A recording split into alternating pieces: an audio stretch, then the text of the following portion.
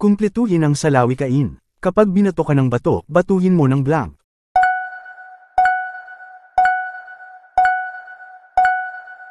Sagot, tinapay. Sa panahon ng kagipitan, nakikilala ang tunay na blank.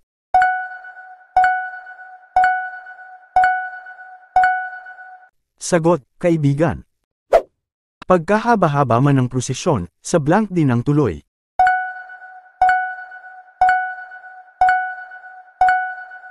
Sagot, simbahan. Ang hindi tumupad sa sinabi, walang pagpapahalaga sa blank.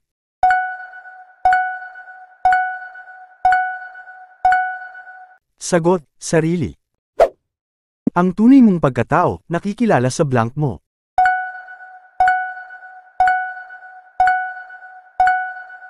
Sagot, gawa. Ang utang ay utang, hindi dapat blank.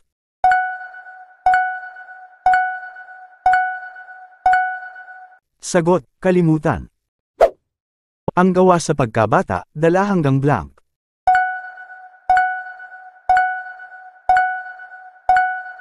Sagot, pagtanda. Nakatama ba ang beshi ko?